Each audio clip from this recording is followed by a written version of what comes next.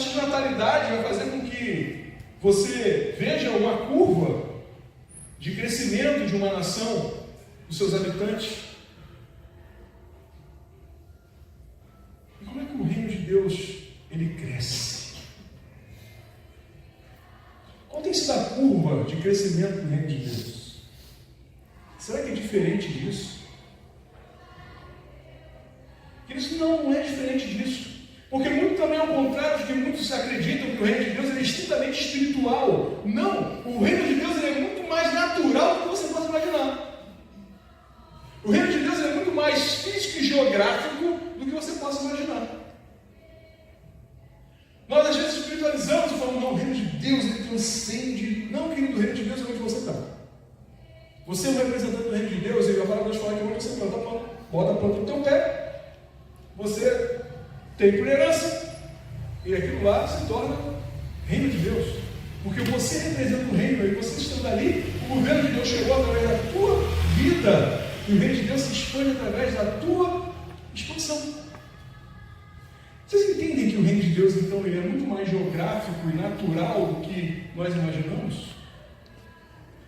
Por que é geográfico e natural, além do que nós imaginamos? Porque quando você vai para um emprego novo, você orou, você pediu, você clamou, Senhor, eu preciso de uma porta de emprego, eu preciso de uma porta de emprego, e Deus te concede, Deus abre essa oportunidade para você. Sabe o que Deus está fazendo? Ele está expandindo o reino, porque ali vai um representante, um servo fiel, representante do reino de Deus para aquela empresa, para aquela casa, para onde o Senhor te colocou.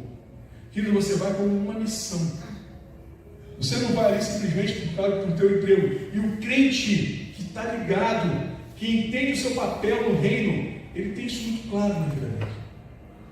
Eu não estou indo ali apenas para trabalhar. Eu estou indo ali porque o Senhor me concedeu esse emprego. E aonde eu estiver, o reino de Deus também é expandido junto comigo. Por isso que ele é geográfico. Então, como é que esse reino de Deus é mais geográfico, mais natural do que você possa imaginar? Eu sempre digo que, será que quando nós abrimos um negócio novo, abrimos uma empresa, abrimos um comércio, e é um comércio de um crente fiel, aquilo é só uma empresa? É só um comércio? Não, é mais uma agência do reino de Deus que abriu. Ao contrário do que, como eu falei, que muita gente imagina que o reino de Deus só vai se expandindo quando se abre igrejas. Não, que o reino de Deus não se expande quando se abre igreja. O reino de Deus se expande quando o povo de Deus se expande. Quando eu, como servo do Senhor, eu abro um negócio. Quando eu, como servo do Senhor, começo um novo comércio. Eu, como servo do Senhor, vou fazer uma entrega e bato naquela porta enquanto eu vejo uma pessoa chorando. E eu paro para pensar, o que está acontecendo? Eu tenho uma palavra de Deus para te entregar. É o reino de Deus que chegou junto com o iFood. Não é muito mais natural do que a gente imagina?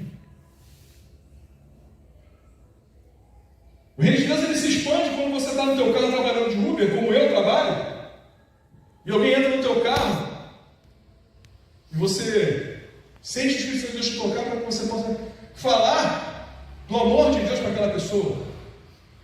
E aquela pessoa ali, dentro daquele carro, teve um encontro com a palavra, teve um encontro com Deus, e ali naquele momento, o reino de Deus, ele se fez presente. É muito mais natural do que nós imaginamos. E queridos, a expansão do reino de Deus também não é diferente daquilo que nós falamos aqui, que tem uma taxa de natalidade. Existe uma taxa de natalidade. E igreja que não gera, ela está em déficit do crescimento do reino. Nós precisamos entender que há uma necessidade de gerar. Alguns países trabalham isso. Até pouco tempo atrás, a China, agora parece que caiu essa regra lá, a China limitava a quantidade de filhos que a população podia ter. Porque era muita gente para alimentar, era muita gente para educar, era muita gente naquele lugar. Então, a taxa de natalidade tem que ser controlada para que não crescesse muito. Ao contrário de alguns outros países da Europa, a taxa de taxa de natalidade é muito pequenininha. E eles estão pedindo que pessoas jovens em idade de fértil que possam ir para lá para gerar, para aumentar a taxa de natalidade, aumentar a população naquele lugar, para que aquele povo possa continuar crescendo. E que isso nós paramos para analisar a nossa taxa de natalidade. Nós ficamos perplexos e entendemos que algo precisa ser feito. Algo precisa acontecer. Algo precisa fazer com que nós geremos vida. E nós precisamos fazer nosso coração arder de novo. Amém. Sabe o que está faltando para a nossa taxa de natalidade voltar a crescer? Coração queimando. Coração ardendo por essa obra. Coração ardendo pelo reino. Coração ardendo por Jesus Cristo. Nós não podemos ser um crente que simplesmente se acostuma e vir para a igreja. Não seja um crente acostumado. Não seja um crente que vem porque tem que vir, ou vem porque já volta todo domingo, né?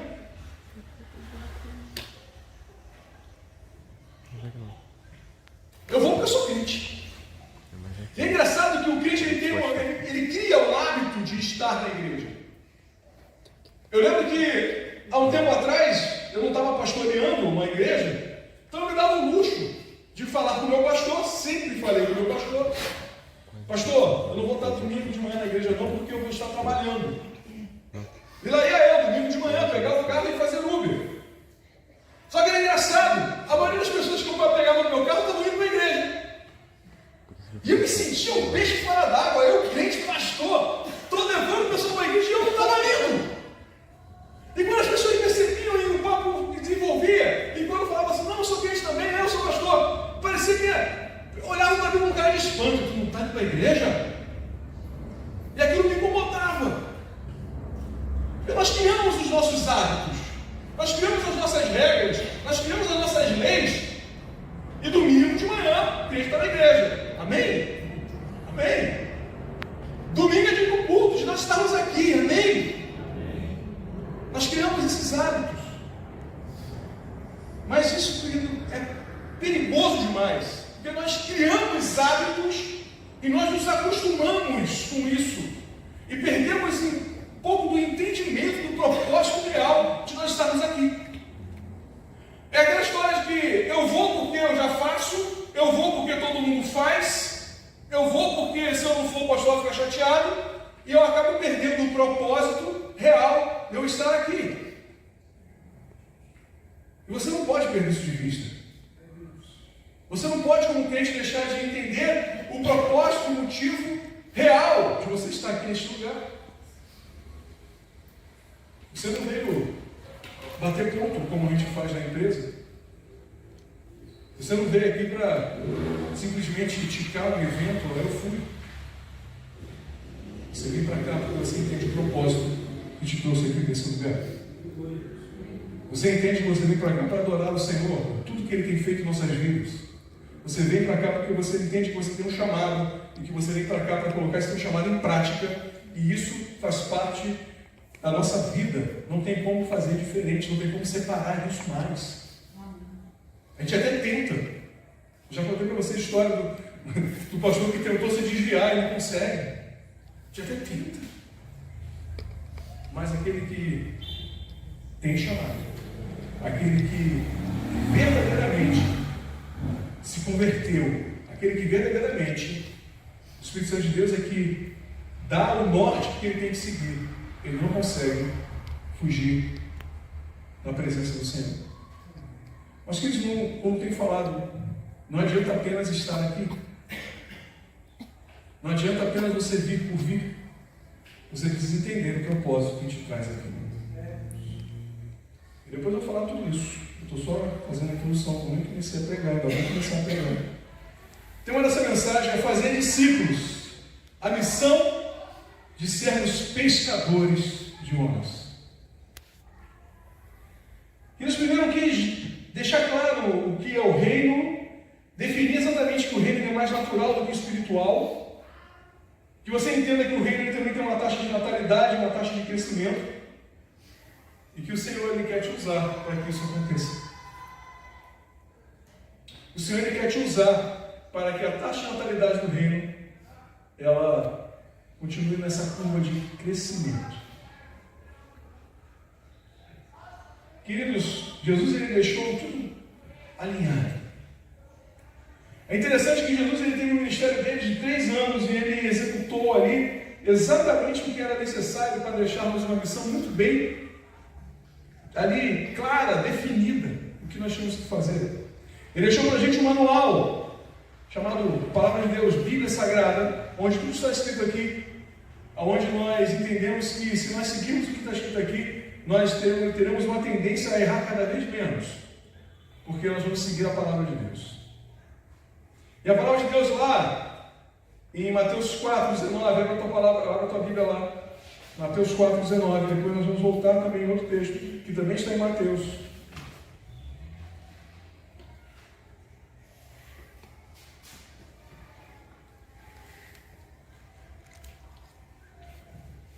Jesus ele chama os seus discípulos e uma frase é marcante e ecoa até hoje.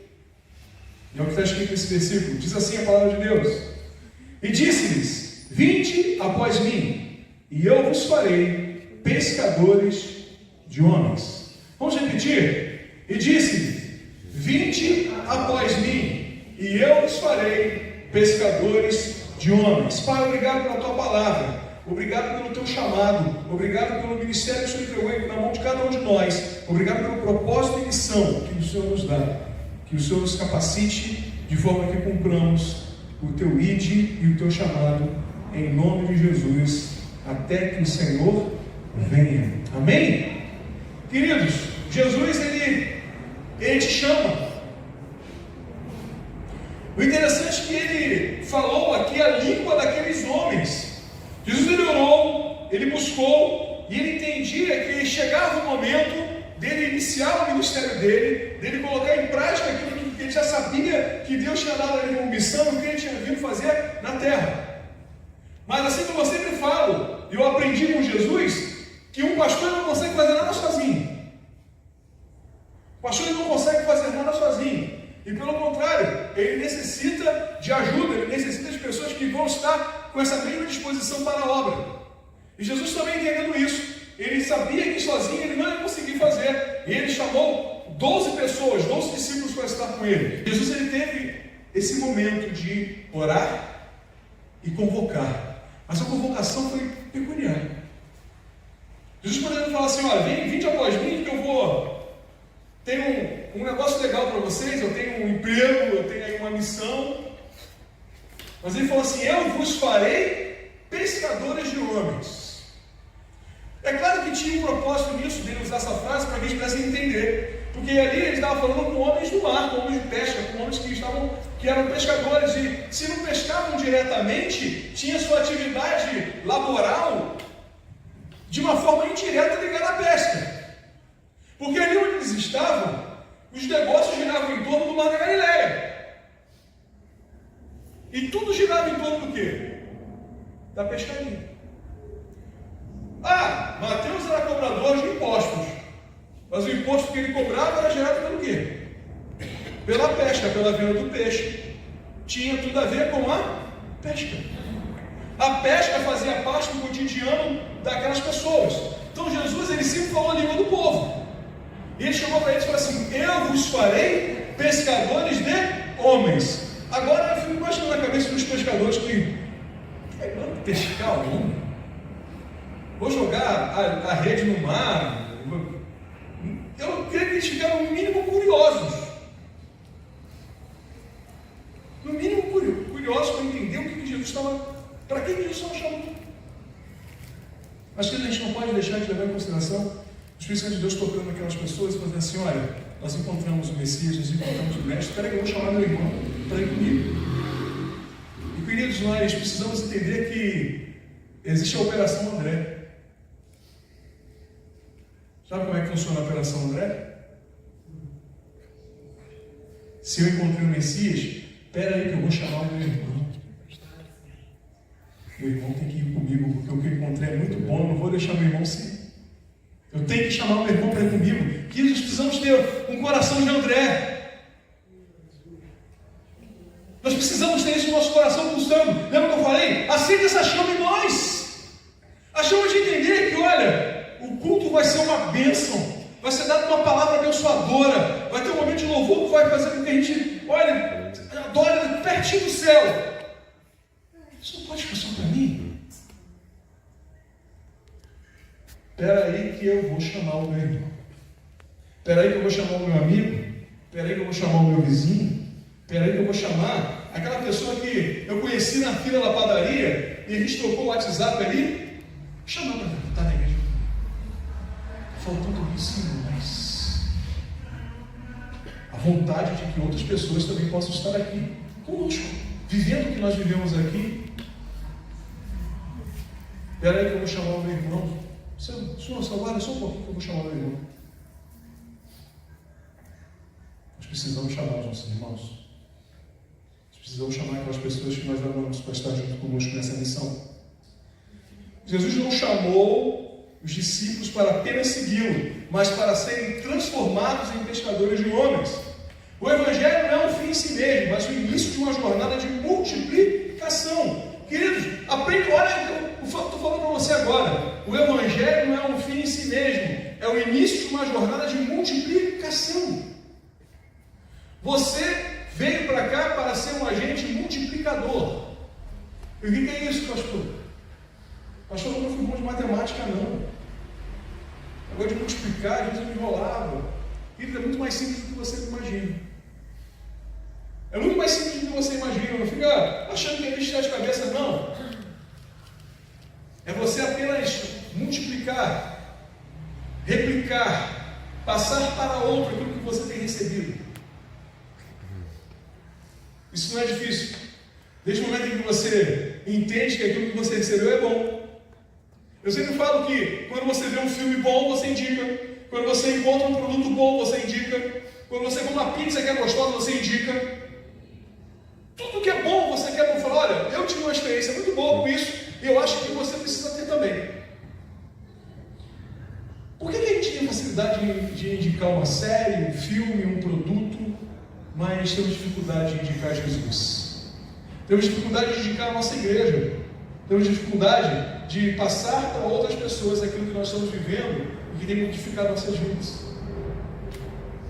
Queridos, não é difícil ser um agente multiplicador. Passa por isso, de você apenas indicar para pessoas aquilo que tem sido bom para você. Espera aí que eu vou chamar o meu irmão. Precisa. Ele precisa também passar por isso.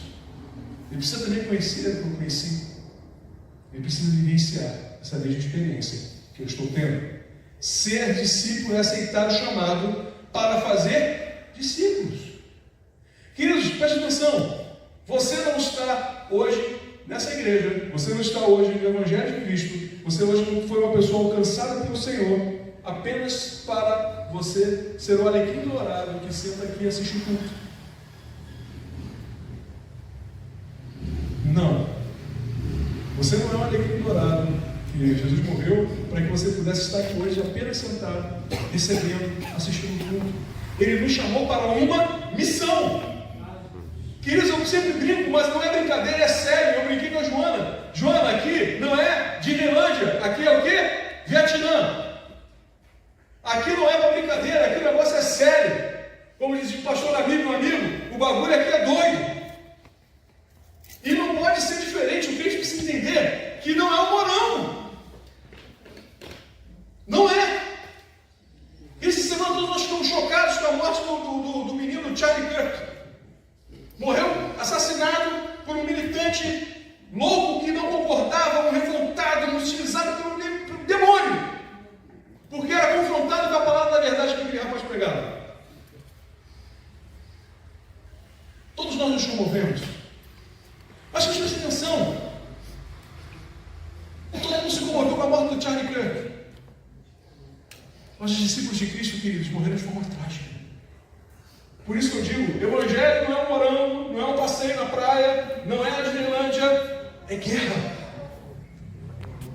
É guerra. Outro dia eu estava fazendo um estudo sobre como foi o final da vida do discípulo de Jesus. Muitos morreram de forma trágica. O único que morreu de velho, mas morreu preso, foi João. Todos os outros morreram de forma trágica. André morreu crucificado. Pedro crucificado de cabeça para baixo. Paulo decapitado. Um morreu com a... esqueci o nome que dá, com a pele arrancada, esfolado.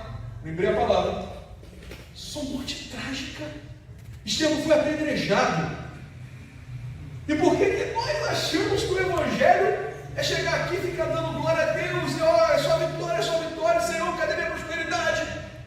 Queridos, não, Evangelho não é isso. Evangelho é você entender o teu propósito, a missão que o Senhor te deu, e você não refugar na missão que Ele te deu. Amém. E você não abandonar a missão que Ele te deu. E você fala, Senhor, eu vou cumprir. Eu vou cumprir. Evangelho é aceitar o chamado de fazer discípulos. Vinde após mim. A decisão de seguir.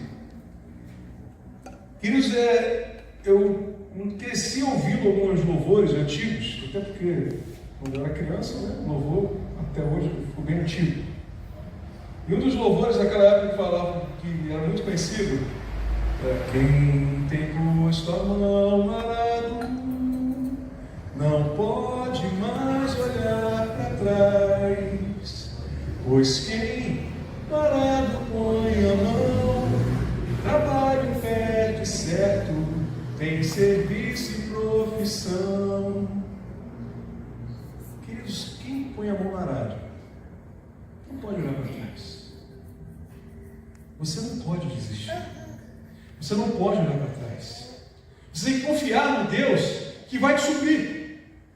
No Deus que vai te dar a condição de você cumprir o teu chamado. No Deus que vai te dar a condição de você cumprir o teu ID.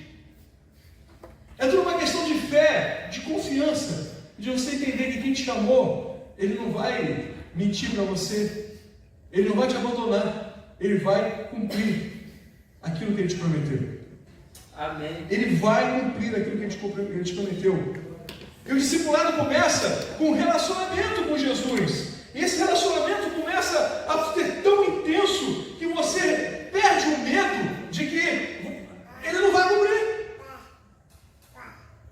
Queridos, hoje foi um dia muito legal. Vou confessar a vocês, pela primeira vez, desde que foi plantado o Domingo da Família, eu passei o Domingo da Família em casa. Glória a Deus. Amém. Pela primeira vez. Olhei para minha esposa e falei assim: amor, o que você quer almoçar hoje? Vou fazer o almoço.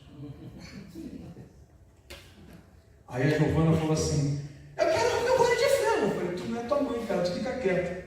Mas a mãe puxa saco, falou: não, vamos fazer uma rocambole de frango. Aí ela foi fazer uma rocambole de frango. Você já conhece o rocambole de frango? Fiz o rocambole de frango.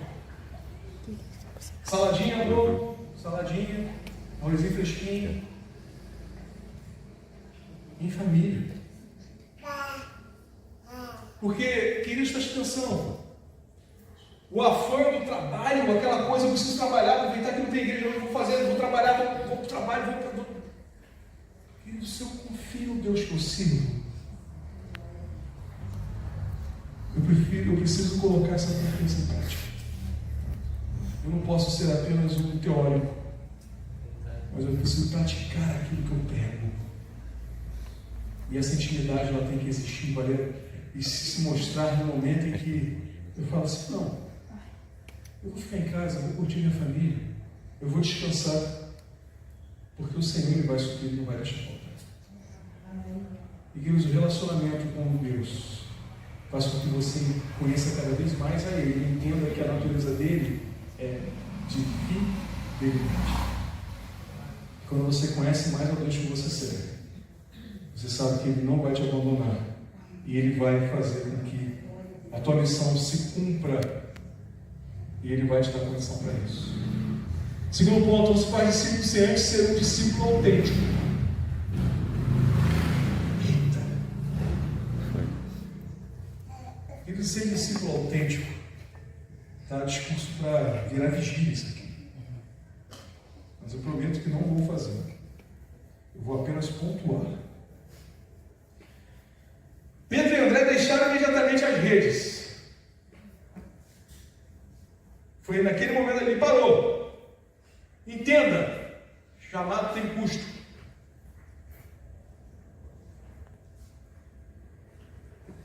Essa semana eu gravei um vídeo.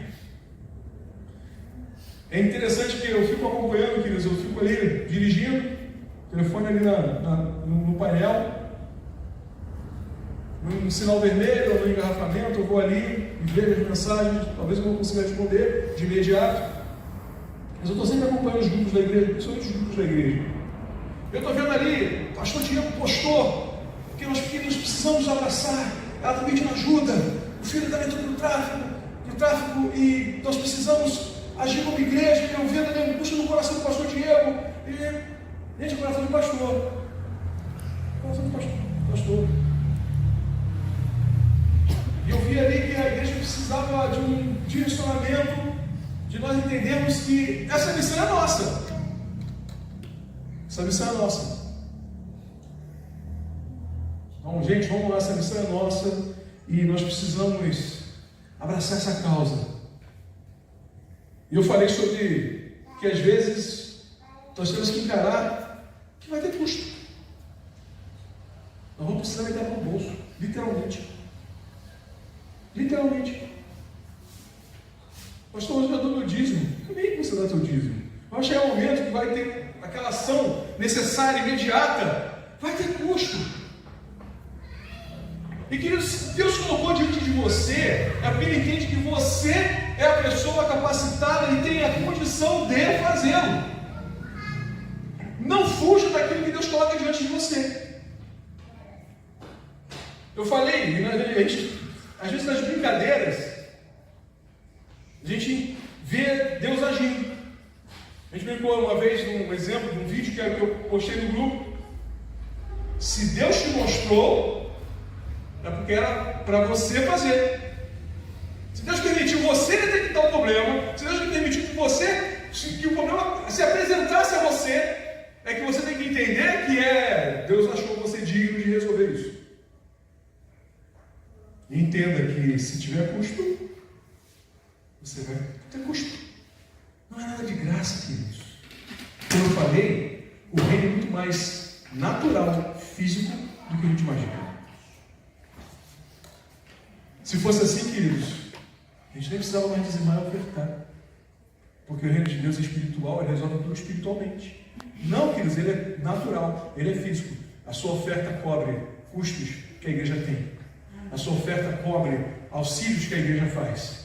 A sua igreja cobre uma série de coisas que o reino de Deus faz, mas faz aqui na terra. E na terra sem dinheiro nada acontece. Então pode ter custos. Nós precisamos entender que vai chegar um momento que você vai precisar meter a mão no bolso, sim. Há custo para o chamado. Pedro deixou de trabalhar. André deixou de trabalhar. Largaram as redes. Largaram as redes. Mas, queridos, infelizmente hoje, o que a gente mais ouve é a desculpa do crente falando assim: pastor, não dá para mim porque eu tenho que trabalhar. Não estou falando com isso, querido, que você tem que largar teu emprego. Eu também trabalho muito. Mas que nós não podemos deixar de priorizar o reino. E que isso, toda vez que a gente fala de prioridade, a gente está falando de organização. Nós vamos ter sempre tempo para as nossas prioridades. Então, quando você não tem tempo para o reino de Deus, significa que você fala para Deus assim: Senhor, eu não coloco o teu reino como prioridade na minha vida, por isso que eu nunca tenho tempo para ele. Fiquei chateado, porque eu queria também, eu já falei com o Léo, eu queria estar no café amargo com vocês. Eu falei, poxa, é legal que mudou para sábado de manhã. Sábado de manhã vai dar para eu estar. Queridos, peguei uma corrida e eu estava assim: Senhor, uma coisa que o Uber faz é orar pedindo corrida. Senhor, manda uma corrida para tal lugar. Senhor, eu quero ir para tal lugar. Pai, em nome de Jesus, aparece uma corrida aqui para Nova Iguaçu. Eu preciso ir para lá, porque eu quero ir para o Café Amargo.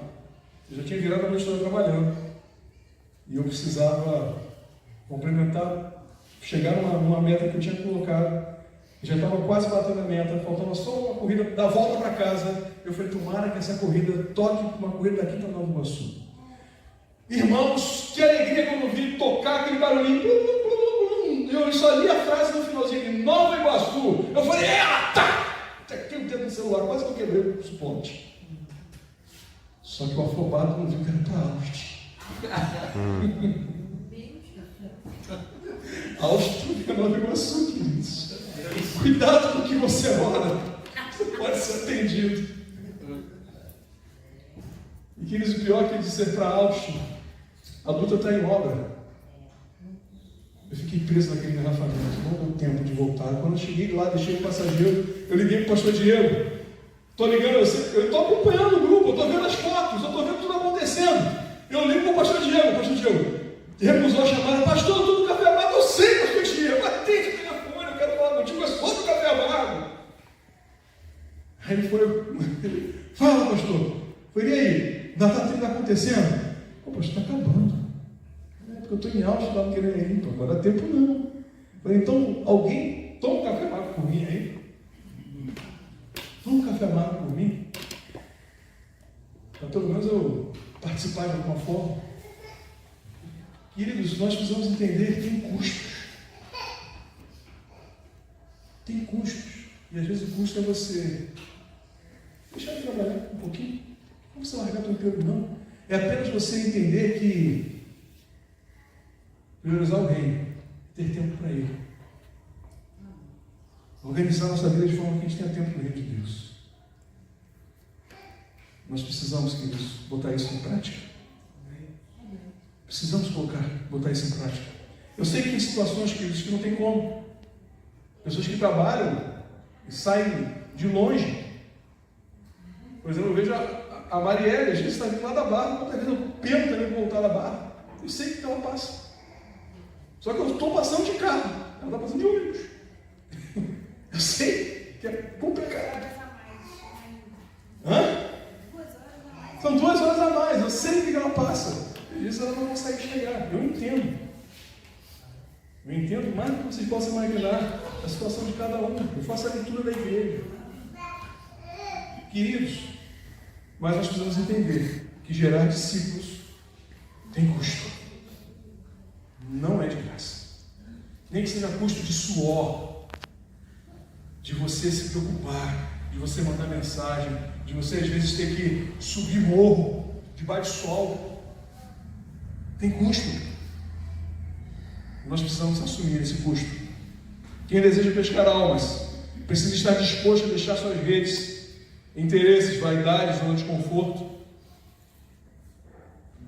É necessário entender que vai ter esforço, e o maior esforço é largar as coisas que nós gostamos de fazer, a nossa zona de conforto. Eu vos farei pescadores de homens. A transformação do chamado. A transformação não é obra humana, é obra do Espírito Santo na convivência com Cristo. Preste atenção. Existem pessoas que falam assim, pastor, eu não sei, pastor, não dá para mim, eu sou tímido, dá N desculpas.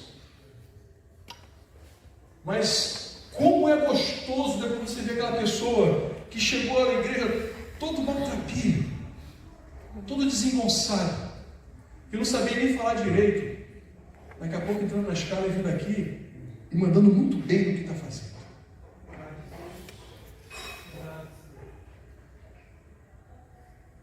Queridos, como eu louvo a Deus pela transformação que Ele faz na vida dos irmãos, na minha vida, na tua vida. Ele fala, eu vos farei, é Ele que faz, não vem de nós, não é a nossa capacidade, pelo contrário, Ele pega aquilo que nós temos e potencializa, Ele transforma, Ele capacita. E queridos, o Espírito Santo de Deus é tão bom, que às vezes a gente olha para nós e fala assim, como eu consegui fazer isso? Porque de mim não ia conseguir nunca. Mas Deus, Ele toma a nossa vida de tal forma que a gente faz coisas que depois a gente fala assim, Foi Deus, porque de mim mesmo eu não dá conta nunca disso. Ele promete isso, a transformação do chamado. Não se preocupa não, querido, se você acha que você não tem capacidade. Se você acha que você... eu não sei cantar, eu não sei falar, eu não sei... Como é que eu vou fazer? Não se preocupa não. Quem te chamou é fiel. Quem te chamou é capaz de custear. Quem te chamou é capaz de fazer, de te transformar em alguém que vai falar tão bonito que você vai falar assim, cara, como é que eu falei isso? Preste atenção que não é o português rebuscado, não é a eloquência. O Senhor, Ele vai falar, fazer com que você fale a linguagem que a pessoa precisa ouvir. Amém. Deus, Ele vai usar aquilo que você tem, porque é isso que Ele está olhando para você. Às vezes você não entende por que pelo que você tem, pelo que você já viveu, pela experiência de vida que você tem, pelos fracassos que você já passou. Queridos, não existe nada mais educativo do que o fracasso. Não existe nada, preste atenção com você, não existe nada mais educativo do que o fracasso. Porque quem fracassou sabe a dor que é. E fala, eu não vou mais cair nessa mazela. Eu não vou mais cometer esses erros. E você aprende. E você cria ali uma experiência de vida. E Deus olha para você. Deus, Ele olha assim, o banco de dados dele assim. Quem é que eu posso utilizar, que tem uma experiência boa para poder abençoar com uma palavra viva, eficaz, sincera aquela pessoa, porque Ele sabe a dor que aquela pessoa está passando. Opa, peraí, Lidiane, aqui ó. É contigo, aí Deus já prepara, bota na frente da Lidiane a situação. Aí a Lidiane fala assim, do jeito dela, preste atenção, do jeito dela, vai falar, olha, eu sei o que você está passando, mas eu tenho algo para te dizer, através de Cristo eu venci, eu consegui superar, e você também vai conseguir. Queridos, às vezes é uma frase que você fala, que muda a vida de alguém. E essa frase que vai mudar a vida de alguém, vai vir de alguém com a vivência, com a experiência, e vai ser algo tão sincero e autêntico, que alguém com doutorado, com pós-doutorado, estudado nas maiores faculdades do mundo, não vai ter tanta capacidade quanto você teve para fazer o que você fez. Porque é a sua experiência que o Senhor quer usar. É aquilo que você viveu que o Senhor quer utilizar na obra dele. São os seus fracassos, as tristezas, as lágrimas que você derramou, que Deus quer transformar em vida. Então deixe ser usado. Queridos, não sei se vocês têm reparado, não tenho feito a escala de pregação de ministro. Não tem. E tem um motivo. Existe um motivo para isso. Eu quero que as pessoas que entram nessa escala sintam-se privilegiadas de estar lá. Sintam-se orgulhosos de fazer parte disso. Que as pessoas possam olhar a escala e falar assim, tal dia eu tenho um compromisso que eu não posso perder por nada. Eu vou me preparar para esse dia. Eu vou me preparar para essa palavra. Porque Deus tocou o coração do meu pastor e me colocou nessa escala e eu vou dar o meu melhor. E é isso que eu espero ver. É isso que eu espero ver. Que você se prepare, que você, sabe? Às vezes você pode até ficar preocupado, eu sei que o Diácono Arilson, quando a gente dá alguma lição para ele assim, que ele não está tão acostumado, mas que palavra abençoada hoje. Meu diácono, você sabe muito mais do que Malaquias 3:10. Amém? Que palavra abençoada. Abriu a Bíblia, deixou Deus usar ali o que ele tinha. Olha, foi bênção. Queridos, é isso que nós precisamos entender. A transformação do chamado é com Ele, não é com a gente. Ele nos chamou e Ele é fiel para fazer com que você seja capacitado, transformado para dar conta daquilo que Ele te chamou. Preste atenção, Deus ele não é louco e nem irresponsável se Ele te chamou e te deu um propósito, uma missão, Ele também é fiel para te dar condição de você cumprir. Então para de se preocupar, para de refugar, para de dar desculpa. Ele te conhece, Ele sabe o que você já viveu, e Ele entende que você é útil na obra dele. Ele entende que você está no lugar certo para ser usado nas pessoas certas que Ele já preparou para usar você e a experiência que você tem. Deus, Ele não faz nada sem razão de ser. Seguindo, já chegando próximo do fim dessa página. Jesus não apenas nos chama, Ele nos faz. Presta atenção. Ele te faz de novo. Ele te renova. Ele faz você uma pessoa que você às vezes nunca imaginou ser. Ele te transforma nesse nível, nesse ponto. Pescadores não nascem prontos, são treinados, moldados e enviados. Eles não ficam achando que eu estou aqui pregando e que hoje eu prego assim, mas que eu sempre fui assim. A primeira vez que eu preguei, eu escrevi numa página, numa folha de caderno, à mão, tipo uma redação, e eu achei que aquela página eu ia conseguir fazer uma pregação de umas meia hora mais ou menos. E de repente, passados os 5 minutos, eu estava na última linha.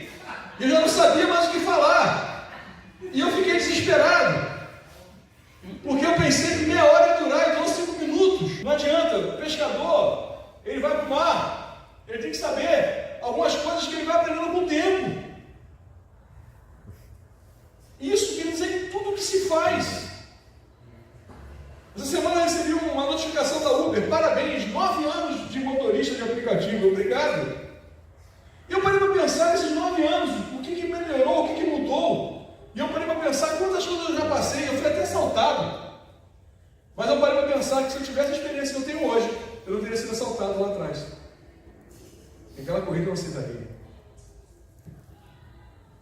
Tudo é experiência, tudo a gente vai aprendendo às quedas. Então, querido, relaxa. Se você acha que você não sabe, quem te chamou vai fazer você saber. Quem te chamou vai te transformar. Quem te chamou vai te preparar, vai te treinar, vai te moldar e vai te enviar. Olha, preste atenção. Semana passada eu falei sobre a igreja de Jacareí, que foi um celeiro de dons que enviou gente para todo quanto é lugar. E queridos, eu creio que aqui também seremos um celeiro de dons. E muitas pessoas sairão daqui para ministérios de tudo quanto é lugar. E todos vão saber que um dia aqui, pessoas foram moldadas, treinadas e enviadas. O reino de Deus ele será expandido através daquilo que o Senhor quer fazer aqui neste lugar. Amém? Pescador precisa de técnica, paciência, discernimento e amor pela pesca. Assim também é com o evangelista. Se você não tiver amor, nada disso que eu estou falando aqui vai acontecer. Ide fazer discípulos é a comissão final. Ide por todo mundo, pregando o Evangelho, fazendo discípulos em todas as nações. O grande ide de Jesus. O grande ide de Jesus. Nós precisamos cumpri-lo. A missão do cristão não termina na conversão, ela se amplia no discipulado. É aquilo que eu sempre falo para vocês, queridos. Convida, chama teu vizinho, chama teu irmão, chama teu amigo. Aí você chama. Aí a gente faz aquele culto abençoado, o pastor faz uma pregação aqui, evangelística, e aquele teu vizinho, aquela pessoa que você convidou, aceita Jesus. Aí você fala assim, yes, missão cumprida. Não, está só começando. Agora que a coisa ficou séria, porque ele depende principalmente de você, que é a referência que ele tem aqui nessa igreja, para você dizer para ele como é que ele tem que proceder. Ele precisa ser discipulado. Ele precisa ser igual um bebezinho. Cuidado para que ele possa começar a crescer. Fazer discípulos, queridos, é o verbo principal do ID. Não é só o pregar, não é apenas o batizar. o principal é fazer discípulos. Porque se você não faz discípulos, você não batiza ninguém, você não discipula ninguém. Você precisa fazer discípulos. Uma das coisas que eu fico muito chateado é quando a gente percebe que a pessoa não tem identidade com o ministério, com a igreja em que ela está inserida. E normalmente as pessoas que não têm essa identidade, essa identificação com o ministério, são as pessoas que facilmente vão embora. Facilmente vão. E nem olham para trás. Às vezes nem dá tchau para o pastor. Vai embora. Porque não tem identificação zero. Estou nem aí. Mas quando você faz discípulos, o discípulo ele não se entristece quando ele entende a necessidade de ir para outro lugar. Porque ele sabe que ele está indo expandir o reino. Ele sabe que o seu pastor entende o que é reino. Até porque quem ensinou foi o pastor. E ele chega para o pastor e fala assim: pastor, eu entendo que é o momento de eu alcançar outras áreas do reino de Deus. E eu tenho certeza que o Espírito de Deus, quando fala com o discípulo, ele já falou no coração do discipulador. Isso apenas se concretiza em um momento de oração que traz paz. Uma oração que traz paz, de que a gente vai orar e falar assim: seja bênção aonde o Senhor te enviar. E não com tristeza, com dor, sabe, com um sentimento ruim, mas com paz.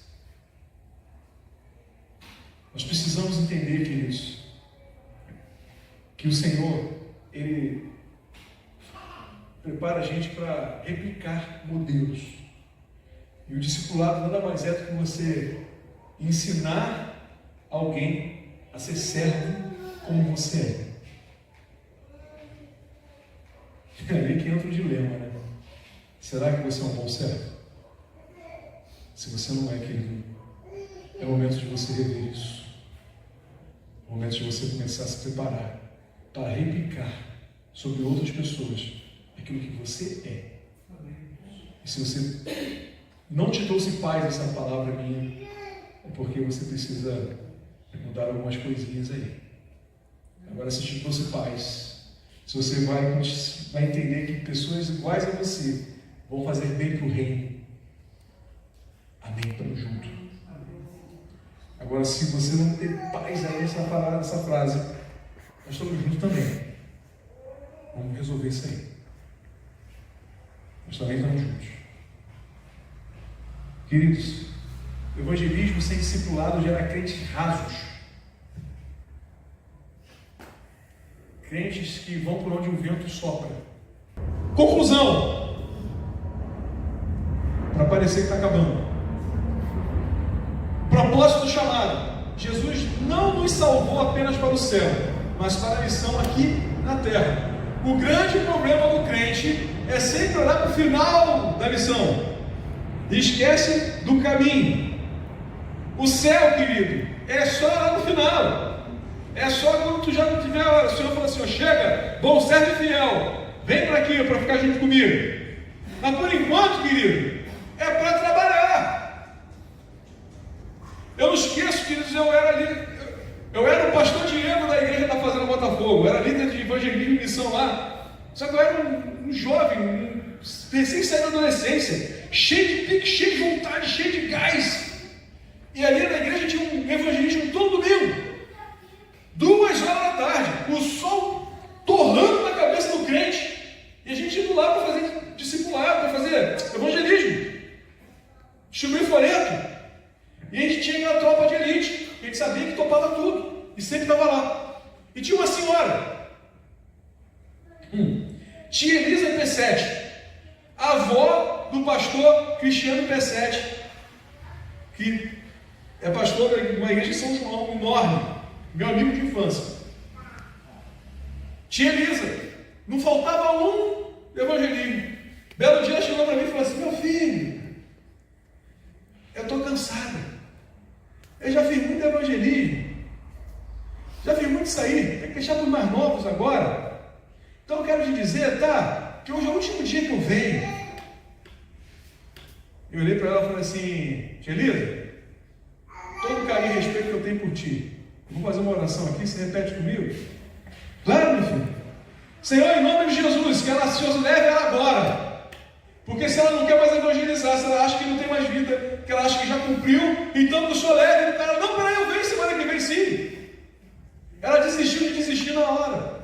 Querido, o crente, enquanto está vivo, está sob missão. Querido, enquanto você estiver aqui nessa terra, você tem propósito a cumprir. Enquanto você estiver aqui, respirando em cima dessa terra, em cima desse chão que o Senhor te colocou, você tem utilidade no reino, e você não pode achar que acabou. Só vai acabar. O céu é só para o final. O céu é a tua recompensa final. Eu já falei também, se chegar lá no céu, não tiver Jesus, não tem nem estar lá. A recompensa é você estar com Cristo. Então, entenda. A recompensa é só no final agora. É labor, é trabalho, é dedicação, é paixão pelo que você faz pelo reino. É fazer com afinco. Conversa que eu tive com o Léo, eu falei, Léo, é para fazer com afinco. E eu estou vibrando para fazer com afinco. Nós vamos de novo, fazer com queimar. E nós precisamos fazer isso queimar. E queridos, eu quero que vocês olhem para mim e falem assim, ó, eu vou fazer o que o meu pastor está fazendo também. Eu vou fazer porque o meu pastor está queimando. Eu vou fazer porque eu quero que vocês olhem e entendam que daqui de cima que vem o exemplo. Mas queridos, é muito ruim quando a gente faz, dá o exemplo e embaixo não reage. Vamos reagir. Vamos queimar. Não vamos só queimar, não. Vamos, fundir. De forma que o calor seja tão intenso que quem passa perto de você não consiga ficar da mesma forma. Vamos deixar o Senhor, o Espírito Santo de Deus, fazer com que as nossas vidas se transformem ao ponto das outras pessoas olharem para nós e falarem assim, o que está acontecendo? Ter curiosidade de saber o que está acontecendo nesse lugar. Ele nos chamou para sermos pescadores, não espectadores. Todo domingo eu falo, irmão, vem cultuar, vem fazer parte do mover, e não apenas assistir o mover. Você não veio para ser assistente só assiste. Você veio participar. Você veio para fazer parte. Então faça parte. Há muitos peixes no mar, mas poucos pescadores dispostos. Desde um tempo para cá, a igreja está entendendo a diferença do negócio de pesca. Pescador que o Senhor Jesus chamou para homens que iam para o mar. Era trabalho braçal, força bruta. Pegar um barco e ir para o meio do mar, jogar a rede e puxar aquela rede, e puxar no braço, e puxar com força. Normalmente pescadores são homens brutos. São esses tipos de pescadores que Jesus está falando. Gente que faz força para tirar o peixe de dentro da água. Gente que faz força para tirar o pecador do mar da lama do pecado. Não é aquele crente Nutella que... Já viu? Quando você vai para a praia, tu vê lá, tem aquele senhorzinho sentadinho na cadeira de praia, nos canos enfiados na areia, né? Você já viu o pescador assim? Aí ele vai lá assim,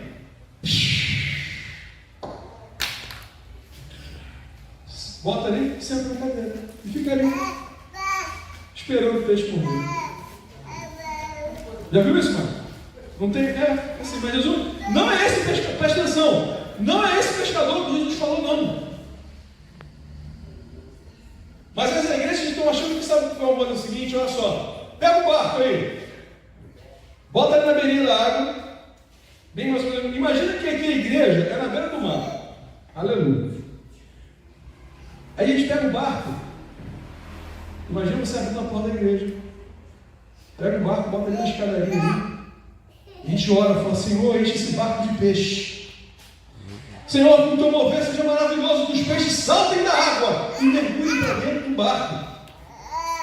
As igrejas reagem assim, achando que o Espírito Santo de Deus vai fazer com que o peixe pule do mar para dentro do barco. Vocês estão entendendo errado. Jesus chamou a gente para ser pescador para fazer força. É para ir para outro mar, jogar a rede e puxar, suar, fazer força. O peixe não quer sair da água, querido. O pecador ele não quer sair do pecado. Nós temos que fazer força para ele sair.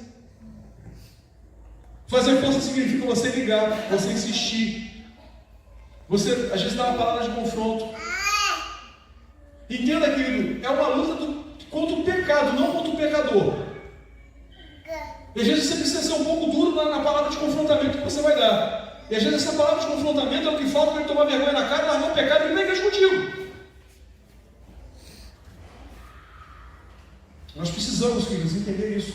Quando Jesus falou para nós sermos pescadores, a referência de pescador deles eram homens brutos, homens que faziam força, homens que lutavam com o peixe para tirar ele dentro da água e voltavam com seus barcos lotados. E assim que nós precisamos entender a pesca de Jesus. Você tem sido apenas um seguidor ou um pescador de homens? Eu vou fazer algumas perguntas que você não precisa responder, não, só para você refletir. Nós já estamos caminhando no final do ano. Quantas vidas para Jesus você já ganhou dentro de janeiro?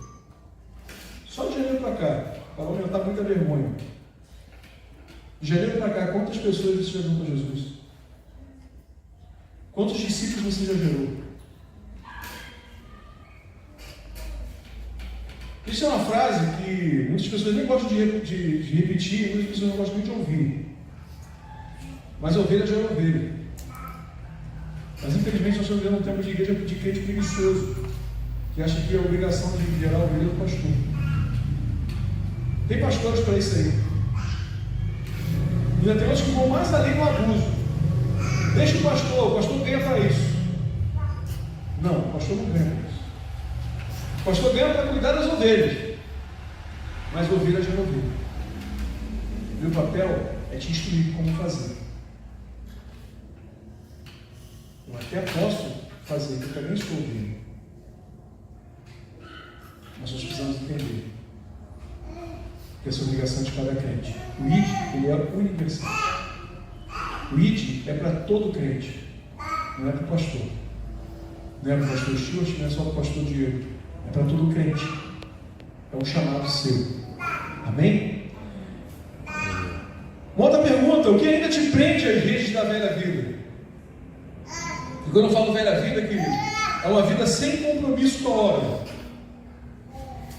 É uma vida onde tudo está na frente do reino. Você não dá prioridade para o reino de Deus. O que ainda te prende nessa vida? Decida hoje se deixar ser feito por Cristo, um ganhador de almas. Decida hoje deixar o Espírito Santo de Deus tratar a tua vida. Decida hoje sair daqui diferente, entendendo que o chamado ele transforma você. O chamado ele vai te transformar em alguém que talvez você nunca imaginou ser ou ter capacidade de ser. Mas deixe-se ser transformado pelo poder do chamado de Jesus para a tua vida.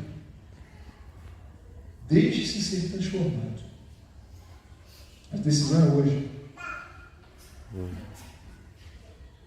Que você possa entender que o chamado de Jesus ele é irrecusável. E hoje ele te chama. Hoje ele te chama para ser alguém que se importa com vidas. Hoje ele te chama para ser alguém que não é indiferente.